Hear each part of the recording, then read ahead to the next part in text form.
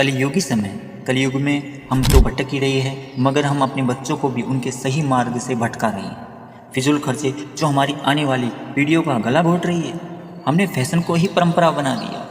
एक अमीर परिवार अपने बेटे बेटी की शादी या किसी समारोह में, फंक्शन में, बर्थडे में वो खूब सारा पैसा इन्वेस्ट कर सकता है। वह 100 लोगों से 1000 लोगों से भी अधिक मेहमानों को आमंत्रित कर सकता है, उन्हें खाना खिला सकता है।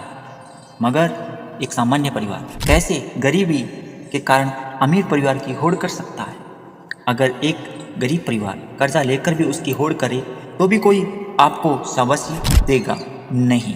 हमारे राजस्थान में एक कहावत है कि खांड गले तो सब आवे और दुख पड़े तो कोई ना आवे। कोई अमीर पैसे के बल अमीरी का दिखावा करता है तो वो परंपरा समझने लग जाते हैं, और एक गरीब भूख से तड़प रहा है तो एक इंसान दूसरे इंसान के काम क्यों नहीं आ सकता?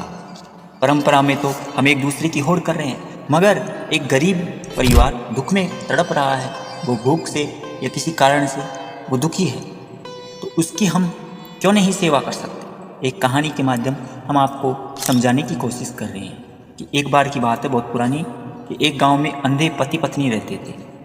उनके एक सुंदर पुत्र पैदा हुआ। वो अंधा नहीं था। एक बार पत्नी रोटी बना रही थी, उस समय बिल्ली रसोई में घुसकर रोटी खा गई। बिल्ली का रोज रसोई में रोटी खाने की आदत बन गई थी।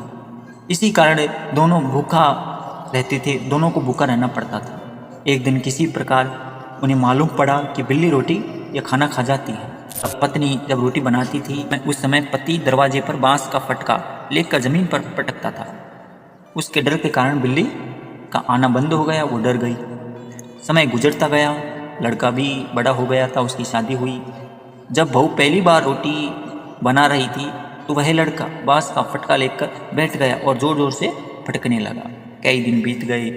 एक दिन पत्नी ने पूछा कि तुम रोज रसोई में खाना बनाते समय बांस का फटका क्यों पीटते हो?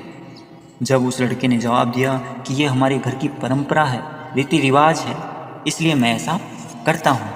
माँ बाप अंधे थे जो बिल्ली को देख नहीं पाते थे, उसकी मजबूरी में, इसलिए वो फटका लगाते थे। पर बेटा तो आँख से अंधा नहीं था, लेकिन वह भी अकल का अंधा था। साथियों, पहले शिक्षा का अभाव नहीं था, लेकिन आज हम पढ़े लिखे हैं, इस 21वीं सदी में जी रहे हैं। इसलिए फिजूल खर्चे से दूर रहे, फिजूल खर्चे से बचे। किसी भी परंपरा को सबसे पहले समझो, जानो, जब सही प्रतीत हो तभी मानो। समाज को सुधारने के लिए शिक्षा ही मूल मंत्र है। तो मेरी तो यह राय है, आप माने या न माने यह आपके ऊपर निर्भर है, मगर एक बार ज़रा सोचिए।